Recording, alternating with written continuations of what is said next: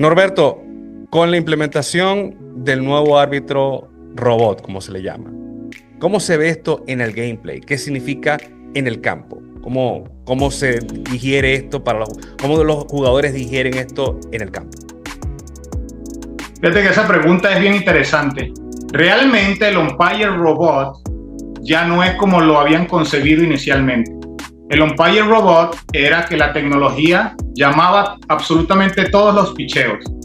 El umpire tenía el auricular y recibía por allí en tiempo real la locación o el resultado del picheo. Él escuchaba en el oído strike o bola y obviamente lo que hacía era cantar.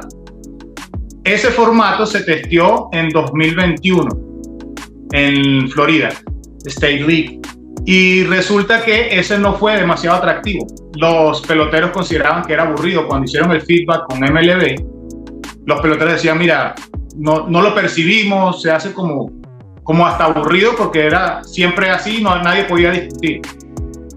Con el tiempo hubieron un par de problemas de conectividad que pusieron en la palestra pues, los problemas que se podían presentar si la tecnología fallaba. Entonces, lo que hicieron fue, ok, lo que vamos a hacer es probar un nuevo formato y se inventaron el challenge que cautivó a los fanáticos. A los peloteros también les encantó tener la oportunidad de demostrar en pantalla y además hacerlo como un videojuego. Es gamifying the game para las nuevas generaciones y todo lo demás, y fue un boom, fue excelente, a todos les gustó y pues desde entonces se formó esa nueva manera de hacer el challenge. Entonces el umpire robot ahora es llamado en situaciones específicas cuando el pelotero se toca en el casco. Digamos que el umpire robot hace su entrada en pantalla gigante con el resultado del pitcher.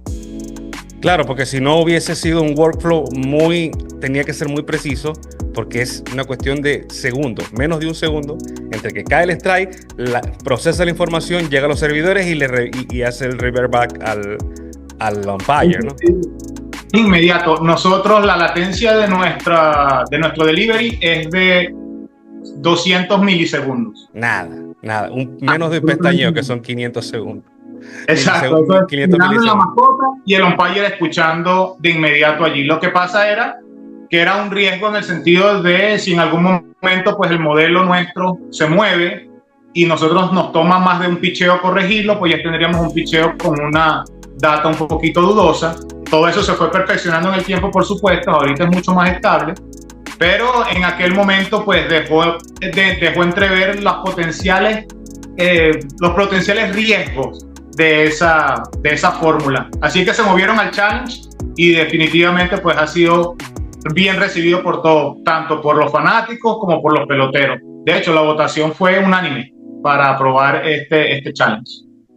A ver, y esto ya lo cubrimos en un video anterior, pero yo quisiera que tú explicaras más o menos qué papel juega Hawkeye en esta nueva implementación del ABS, o por lo menos este rollout del ABS a MLB. Sí, por supuesto. Hawkeye es la empresa que provee la tecnología, instala las cámaras en el sitio, los servidores y el software que es el que lee la información o, digamos, traquea la pelota, hace el rastreo de la pelota en vivo y manda la data a MLB. Luego MLB digiere esa data y crea los gráficos que vemos en pantalla gigante, que son donde va el picheo y la ubicación final de la pelota en el recuadro del strike. Es importante resaltar que ahorita mismo cada televisora hace su propia interpretación de la data. MLB tiene la suya y MLB le vende esa data a los canales de televisión, a las televisoras y a los streamers, y ellos luego la grafican con sus propios algoritmos y sus propias gráficas. Entonces puede ser que tú veas una diferencia entre la gráfica de MLB y la gráfica de ESPN, por ejemplo, o de Fox. O sea, ustedes solamente hacen la captura, solamente la captura de los datos. La captura de los datos y el delivery de los datos, obviamente le entregamos la data a MLB y luego ellos la grafican de inmediato. Por eso toma, digamos, unos 15 segundos, mientras ese proceso tarda más que nosotros entregándole la data a MLB. Nosotros la entregamos en menos de un segundo y MLB luego se tarda un poquitito mientras procesan esa data, la montan en su plataforma y luego muestran en la pantalla gigante. Pero vamos a hacer un ejercicio. Imagínate que yo tengo 5 años y que no sé nada de esto. Explícamelo como si yo fuera un neófito. Yo necesito saber cómo funciona el workflow, desde que el picheo toca la mascota hasta que sale en la pantalla el ABS. Perfecto, sí. Es simplemente el pitcher realiza el lanzamiento y nuestro sistema trabaja backwards, right? Hacia atrás. En lo que el catcher recibe la pelota, el sistema identifica el picheo que salió de la mano del pitcher, traquea la pelota, el catcher la recibe y en ese momento nuestro sistema dice, aquí hubo un picheo. En ese momento, esa data de inmediato se le envía a MLB, porque esa data se está escribiendo en el servidor, se le envía a MLB, obviamente vía network. MLB ya tiene sus servidores, hecho es una página, yo no sé si han escuchado Research Tool, es una página de MLB que ahí aparece absolutamente toda la data que nosotros enviamos, que Hawkeye envía, y luego hay una segunda que se llama NORAD. Esta NORAD es la que tiene el resultado de cada uno de los eventos que suceden. Es un poco como el anotador oficial. Okay. Allí aparece la latencia del picheo y en esa latencia aparece el resultado del picheo. Es decir, recibieron la información en 200 milisegundos o generalmente 150 milisegundos que reciben la información y de allí inmediatamente sale el resultado si era strike o bola. Luego que eso es procesado allí, obviamente, ahorita mismo, este año, todos los juegos de Grandes Ligas tuvieron ABS en el background. Es decir, todos los picheos fueron llamados bolas y strike de inmediato. Así es que ellos sabían quién se equivocó y por eso pueden sacar el porcentaje de los umpires que se equivocan y quiénes no, etc. O sea, que lo que vamos a ver el año que viene es la muestra al público, pero ya esto se viene implementando, ya lo que no se veía en el... O sea, que era muy probable que a los umpires, por lo menos en el caso de ayer con Chicago Cubs y los San Diego Padres, lo hubiesen casqueteado en medio del inning. Correcto, sí señor. Sí le pueden decir, pudiera preguntar, mira, ¿qué fue eso? ¿Fue strike o fue bola? Y el personal de MLB le puede decir, mira, sí te equivocaste. No sé si lo hacen, directamente no sé si lo hacen, pero la data está allí y es pública, o sea, es pública internamente entre MLB, Hawkeye y los que pagan por el acceso a ese software o a esa herramienta de investigación. Esto se viene testeando desde 2021, como te dije. En 2019 empezamos, en 2021 se empezó a testear oficialmente en una liga independiente, luego al año siguiente, creo que 2022 fue en la Florida State League, luego AAA y pues finalmente el año pasado ya lo pusieron, esta temporada pasada que ya está terminando, hicieron el rollout en el Juego de las Estrellas y en Sprint Training y definitivamente pues todo el año siendo consistentes con la data, ya son 4 años siendo consistentes con la data y la calidad de la data. Ellos deciden vamos a hacerlo con el challenge porque además fue la opción que fue más entretenida. Esto es muy importante y te agradezco que lo hayas dicho porque la idea de la gente es que la MLB está aventurándose, inventando. No, señores. Esto se viene probando hace 5 años. Ya los picheos están siendo challengeados. Lo que pasa es que no salen en la pantalla y los bateadores al día de hoy no pueden hacer esto. Pero ya el umpire todo este año sabe cuándo se equivocó y cuándo no en tiempo real. Porque a pesar de que nosotros no lo estamos viendo, ya ellos lo estaban probando, pasaron todo el año probando este sistema. Correcto. Así que va a ser muy interesante el año que viene porque hubo varias calls muy polémicas este año, Norberto. Y esto va a dejar en evidencia un montón de cosas que obviamente van a afectar mucho de una manera, yo creo que una manera positiva al juego. Porque, por ejemplo, vuelvo al ejemplo del día de ayer con Cachorros de Chicago y los San Diego Padres. Hubiese sido 3 hombres en base sin out. Correcto. Es un escenario completamente diferente. No es un dato menor. Ajá, Norberto, ¿y cómo?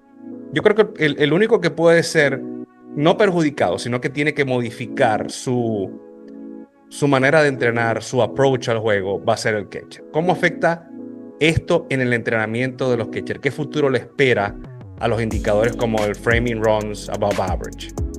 O el framing... Sí, no, esa pregunta me encanta porque voy a dar mi opinión, obviamente, muy personal. el framing no va a desaparecer. El framing sigue siendo, obviamente, protagonista de esta estadística protagonista de los receptores, porque tenemos 200 picheos en un juego, 150 picheos, pero tienes solo 2 challenges. Tú puedes utilizar esos 2 challenges si ganas, o sea, cada challenge que ganas, tú mantienes tus 2 challenges. Es decir, tú puedes tener infinitos challenges y cada vez que lo usas es acertado. Así es que realmente tú no quisieras utilizar el challenge en el primer inning de pronto, porque tú no sabes luego, tarde en el juego, cuándo lo vas a necesitar. Así que el framing sigue siendo arte del catcher para robarse, entre comillas, esos strikes. Claro. Para continuar la esencia del juego, donde a mí me gusta hablar, la esencia del juego es muy sencilla. Es pegarle una pelota con un palo y anotar más carreras que el contrario. Esa es la esencia. Lo demás podemos hablar. Ojo, que hay gente que todavía no entiende eso, ¿viste? Hay gente que todavía no entiende que el fin es ganar. Sí. Pero, te decía, el framing, entonces el arte de engañar, en teoría, al umpire. De esta manera, nosotros tienes que seguir engañando al umpire de la misma manera que tienes que seguir robando bases. Son esas palabras raras que tiene el béisbol, que tiene engaño, tiene deception, ¿no? Tiene robo de base y tiene errores. Tiene los errores en la pantalla gigante. El único deporte con la casilla de errores en la pantalla es el béisbol. El error está permitido y aceptado. Entonces, por esa razón, ciertamente dejar el elemento humano fue importante y me parece genial con el challenge. Van a seguir habiendo errores, los umpires obviamente tienen permiso de seguirse equivocando, va a seguir ese roce entre catcher, pitcher, bateador y umpire, pero el framing no desaparece. Lo que a mí me parece importante y genial es que vamos a recuperar el bloqueo en situaciones de apremio. Tarde en el juego, ya no vamos a ver de pronto el setup nuevo donde tú arriesgas con un hombre en tercera que ese slider pase. Probablemente vamos a ver a receptores en posición tradicional fajándose con ese picheo ahora, porque se van a olvidar del framing en ese momento. Mira, vamos a priorizar bloquear este picheo, que si está cerca por ahí y el pitcher lo ejecuta como pensábamos que va a estar en el shadow de la zona de strike, lo challengeamos, le hacemos el challenge. Pero si no lo logra hacer, bloquéala. No podemos perder por un fastball, por un wild pitch que sea bloqueable, si la palabra existe. Pasó mucho con el catcher de los Marlins, no recuerdo el nombre, pero eventualmente lo voy a poner acá en la edición, que tuvo muchas deficiencias, muchos fastball por framing fallido, por fallar framing, por muchos fastball de lanzamientos que ni siquiera daban botes o no eran piconazos. Ahora, es muy importante que tú dices, bueno, el deceiving o el engaño siempre va a ser al umpire, pero ahora tienes un filtro más. Una persona que tiene voz y voto, que es el bateador. Ahora vas a tener que engañar al bateador. Y hemos visto gente como Juan Soto, que es una persona muy, muy fina al momento de ver picheo, que va a poder challengear sus picheos. Va a poder challengear sus picheos y es muy probable que no se equivoque. Porque pasó mucho, este año pasó mucho, y no fue que pasó con él solamente, sino que en el caso de él se da cuenta y lo demuestra. Este picheo no fue strike. Si él no se daba cuenta, pasaba y nadie decía nada, porque en la pantalla nosotros estamos viendo bateadores que agarraron picheos en strike que fueron totalmente divorciados de la zona de strike y nadie dijo nada porque no tienen la vista que tiene Juan Soto. Ahora, yo creo que va a ser muy interesante, porque el filtro va a ser ahora el bateador. El bateador va a poder hacer así y va a poder decir, papá, esto no fue strike, por favor revísala. Correcto. Pero yo estoy totalmente de acuerdo contigo. Los catchers van a empezar a priorizar, vamos a ver otras posturas, vamos a ver otro tipo de approach a los lanzamientos. Y creo que así como el framing runs above average fue muy importante en su momento, yo no creo que vaya a dejar de perder relevancia, pero creo que la prioridad van a ser otras cosas. Sí, yo sin duda, como te digo, picheo a picheo han descubierto que obviamente, como te digo, tienes, por decir, 150 picheos en un juego, y de esos 150 picheos, si puedes robarte el 2%, pues es brutal, ¿no? Claro. Pero lo que realmente hace un impacto es tarde en el juego. De la misma manera que, obviamente, en postemporada los juegos pesan diferente, un challenge tarde en el juego pesa diferente, ¿cierto? Sí, Entonces, sí. esa para mí es una de los elementos que me dice, ponte tú que los primeros, puede ser 5 o 6 innings, sea muy importante el framing, y luego más tarde, pues, todo va a cambiar un poco. Se presenta una oportunidad de una nueva estrategia. Y no te extrañe, Norberto, que empecemos a ver métricas de challenge ganados para los bateadores. No tengas duda que eso ya existe. Eso yo creo que viene, así que tenemos que a esta gente, hay una gente que no le gusta mucho ese tipo de cosas, pero van a tener que comérsela con papa frita, porque brother. así como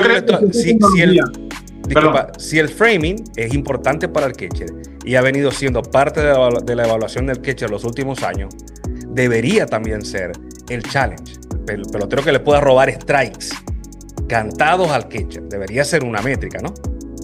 Debería ser una métrica ahora también, sí señor. Eso estaría bien interesante. Sí, es más, la podemos desarrollar aprovechando la oportunidad. La plata está hecha, lo que hay que buscarla. Definitivamente la estrategia cambia. Van a haber nuevas, así como estás hablando de estadística, hay nuevas apuestas, ¿cierto? ¿En qué inning va a ser el primer challenge? ¿Lo va a perder, lo va a ganar? El parlay da para todo, ¿cierto? Habrán infinidades de cosas. Cualquier cosa vamos a ver. Es interesante porque estamos ante un público totalmente nuevo, Norberto. Nosotros a veces somos románticos, nostálgicos del béisbol, pero esto se está moldeando para una generación totalmente nueva. No vamos a caer ni siquiera en el tema de las apuestas porque ahí hay mucha comida. Pero el perfil del fanático de béisbol que se va levantando, estos muchachos 13, 14, 15 años, es totalmente diferente al de uno. Ellos ven otras cosas.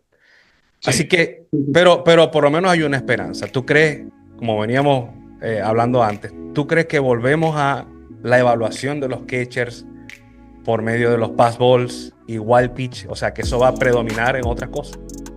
No creo que el framing pierda tanta relevancia como te decía. Yo creo que va a seguir liderando, va a seguir siendo la métrica más importante de los receptores, pero regresa sin duda alguna, obviamente, los pass balls a formar parte, sobre todo tarde en el juego, como estoy diciendo. Yo creo que ahorita se segmenta todo, tú ves que podemos saber qué lanzamiento hace el lanzador o qué tan efectivo es con 2 strikes, con una bola, abriendo inning, cerrando inning, juego de día, juego de noche.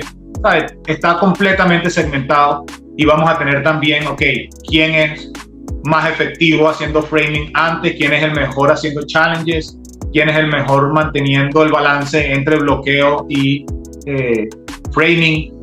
Todo esto se presta para eso porque ahora obviamente con corredores en base la situación va a cambiar. Yo digo tarde en el juego, pero teniendo un corredor en tercera, aunque sea en el primer inning, muy probablemente veamos al receptor priorizando su bloqueo por encima del frame. O sea, con corredor en tercera yo creo que es un juego nuevo a partir de ahora, cosa que antes daba hasta pena. Honestamente da un poco de vergüenza ver a esos receptores dejando pasar la pelota por falta de un bloqueo. Obviamente tenemos excelsos receptores, Salvador Pérez, etcétera, muchos otros que eran muy diestros, muy eficientes con el bloqueo desde esa posición. Pero cuando tienes unos picheos que son violentos, unos sliders, unas curvas que pues, requieren un verdadero bloqueo, una movilidad diferente, en esos casos nosotros vamos a tener el receptor haciendo un approach distinto a eso gracias al challenge. Yo estaba viendo algunas métricas de algunos catchers que podrían ser afectados y algunos que podrían ser beneficiados. Por ejemplo, el caso de Omar Narváez. Excelente bloqueo, excelente framing. Un muchacho que en el Saban está en los percentiles más altos en todo lo que tiene que ver con la actividad detrás del plato. Cal Raleigh no tanto. Cal Raleigh, el framing no, está un poco flojo de papeles. Lo mismo, Salvador Pérez tiene problemas con el blocking, pero tiene un framing sobre el promedio, digamos. Así que va a ser muy interesante, también porque coge más peso. Si tú puedes, ya no estás engañando a uno, como te dije anteriormente, ya estás engañando a dos, y si pasa, o sea, va a ser muy importante. El catcher va a tomar como una especie de más relevancia porque Sí, pudiste hacer un framing que le pasó el trapo al pitch, al bateador y al umpire también. Pero bueno, correcto. te agradezco mucho, brother. Como siempre, un placer y demasiada buena información, muchos insights y esperamos que esto siga pasando y que podamos tener más oportunidades de hablar contigo. Muchas gracias por la oportunidad, brother. Pues siempre agradecido y feliz de estar aquí contigo compartiendo un rato y hablando de béisbol a nivel de datos, pero a nivel también de realidad, pensando en el futuro, en las nuevas generaciones. Si Baby Ruth o Willie Mays hubiesen tenido esta tecnología disponible, estoy seguro que hubiesen estado contentos de utilizarla. Mickey Mantle, ellos estuviesen contentos, estoy seguro que sí. Pero bueno, esas son percepciones del fanático y ya veremos. A mí me preguntaron, ahora que estás diciendo eso, me preguntaron, si tú tuvieras una máquina del tiempo, ¿qué haría? Yo lo que haría cualquier persona, agarra una pistola de velocidad y se traslada a los años de Baby Ruth para no pichar. Claro, exactamente. A ver cómo tiraba sus 85 millas. Sí, quemando la pelota. Bueno, Así Norberto, saludos, brother. Muchísimas gracias. Un gusto. Nos vemos pronto otra vez por ahí. Ya.